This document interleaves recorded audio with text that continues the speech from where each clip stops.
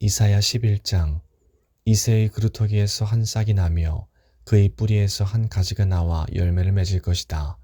여호와의 영이 그에게 내릴 것이고 주의 영이 그에게 지혜와 총명과 분별력과 능력을 주시며 주를 알고 경외하게 하실 것이다. 그는 여호와를 경외하는 것을 즐거움으로 여길 것이고 겉모습만 보고 판단하지 않으며 사람들이 하는 말만 듣고 판결을 내리지 않을 것이다. 그는 가난한 사람들을 정직하게 재판하며 이 땅의 힘없는 사람들에게 공평한 판결을 내릴 것이다.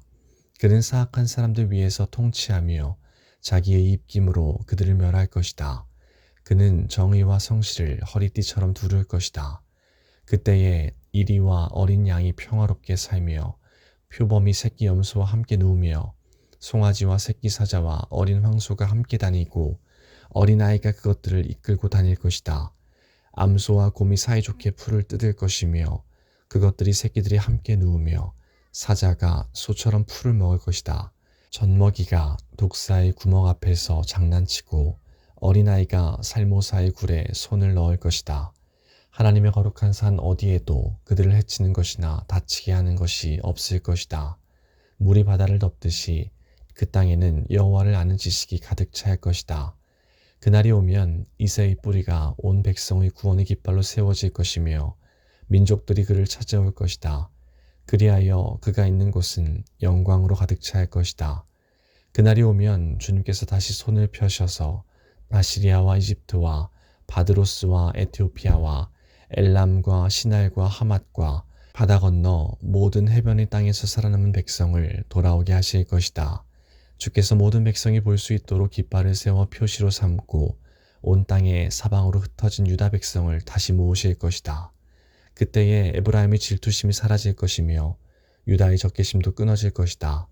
그 둘은 더 이상 다투지 않을 것이다.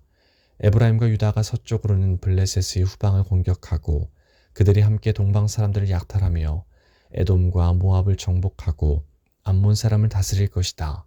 여호와께서 이집트 홍해의 마른 길을 내실 것이다. 유프라테스 강 위로 손을 휘저 뜨거운 바람을 일으켜 강물을 마르게 하실 것이다. 여호와께서 그 강을 나누셔서 7개월로 만드시니 누구나 신을 신고 강을 건널 수 있을 것이다. 그리하여 살아남은 하나님의 백성이 아시리아를 떠나 돌아올 길이 생길 것이니 이는 이스라엘 백성이 이집트 땅에서 올라오던 때와 같을 것이다. 12장. 그날에 내가 노래할 것이다. 여호와여, 내가 주님을 찬양합니다. 주께서 전에는 내게 진노하셨으나 이제는 진노를 거두시고 나를 위로해 주셨습니다. 하나님은 나의 구원이십니다. 하나님을 믿으니 내게 두려움이 없습니다. 여호와는 나의 힘이시며 나의 노래이시며 나의 구원이십니다. 너희가 기쁨으로 구원의 우물에서 물을 기를 것이다. 그날에 너희가 말할 것이다. 여호와를 찬양하고 주께 예배하여라. 주께서 하신 놀라운 일들을 민족들 가운데 전하여라. 그의 위대하신 이름을 알려라. 여호와께서 위대한 일을 하셨으니 그를 찬양하여라. 주께서 하신 일을 온 세계에 전하여라. 시온에 사는 사람들아, 기쁨으로 외치고 노래하여라. 이스라엘의 거룩하신 분이 너희 가운데 위대한 일을 하셨다. 13장. 이것은 아모스의 아들 이사야가 바빌론에 관해 받은 경고의 말씀입니다. 산 위에 깃발을 세우고 소리를 높여 군사를 불러라. 손을 흔들어 바빌론 왕국을 공격할 것이라는 신호를 보내어라. 내가 거룩히 구별한 나의 용사들에게 명령을 내려 나의 진노를 쏟으라고 했다. 그들은 내 뜻을 따르는 것을 기뻐하고 즐거워하였다. 산에서 나는 큰 소리를 들어보아라. 많은 나라의 민족들이 모여서 떠드는 소리이다. 만군의 여호와께서 많은 나라의 군사들을 불러 전투 준비를 하게 하신다. 이 군대는 먼 땅 지평선 저 너머에서 온다. 여호와께서 자신의 진노를 무기로 삼아 온 땅을 멸망시키실 것이다. 울어라. 여호와의 심판의 날이 가까이 왔다. 전능하신 하나님께서 뜻밖의 재앙을 일으키신다. 그러므로 사람들의 손은 두려움에 떨고 모든 인간의 마음은 겁에 질릴 것이다. 사람마다 겁에 질려 고통과 괴로움에 사로잡힐 것이다.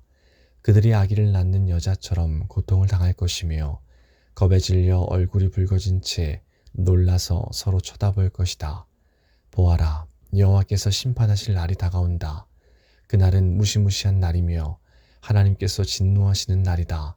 하나님께서 땅을 황무지로 만드시고 땅 위에 있는 죄인들을 멸망시키신다. 하늘의 별들이 그 빛을 발하지 못하고 해가 떠도 어둡고 달이 떠도 밝지 않을 것이다. 내가 세상의 악을 심판하고 악한 사람의 죄를 심판하겠다. 거만한 사람의 교만을 꺾고 폭력을 일삼는 사람의 거만을 낮추겠다.